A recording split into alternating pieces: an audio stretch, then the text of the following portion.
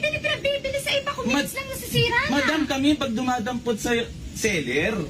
Pero syempre, unit yan, second hand yan, hindi natin talaga masasabi kung kailan nilalabas sa sira dyan. Nandun Kaya- nga ako sa second hand. Madam, ito na nga, ipaparescue ka na nga. Ako na magbabayad sa mekaniko. Ano pa inaano mo? Natural ako, ako pa magbabayad sa mekano kaya ilan na nga Madam, nabayad ko. pagdating dito, ando kami. Natural! Nagbayad ko 800, madam. Kung talagang... Dapat nga, binawasan mo pa yun sa binayad ko Madam, eh. binarat mo na nga ako eh. Hindi pa pagpaparat yun. Sagad mo lang. Sinagad mo na nga ako hanggang late. Dapat nga, bawasan pa ng 1K yun. Biruin mo na kung pa nagbayad. Madam, yun naman, walang may kagustuhan mo nangyari. Kaya nga lahat, di ba, dinadaan natin sa usapan. Nagrarant ka agad na. Natural, kasi talaga ipopost ko yan. Madam, kahit i-post mo, wala akong pake. O sige, bahala ka.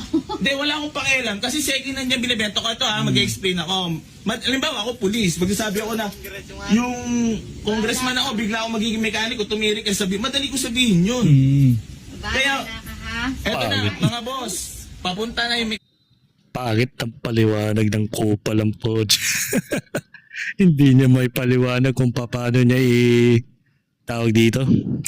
Paano niya i-execute yung paliwanag niya where it comes sa reference niya pagiging mekaniko eh.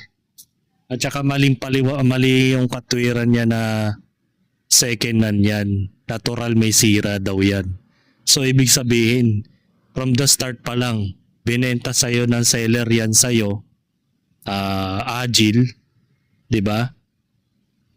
From the start pa lang, agile, dapat pag binenta na yan sa ni seller, tapos ibebenta mo sa iba.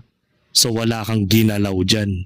Kung may sira man yung binenta sa'yo, aawit. Gaya nga na sinabi mo, yung gayas na sinabi ng netizens patungkol sa'yo, yung adventure na green. Napansin na mayroon kang tawag dito? Merong tinatawag na issue yun. May sira yun. Nabili lang ng 90,000 yun.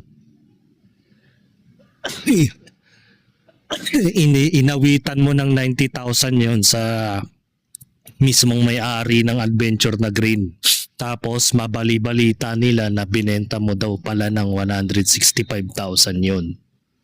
Tapos may tubo ka syempre na 75,000. Tapos, ang mangyayari, yung mga issues ng adventures mo, hindi mo naman pina-repair sa Serranico mo. Diba? Instead na dapat ganun ang ginawa mo. Mali yun. Nagtitinda ka as a second-hand cars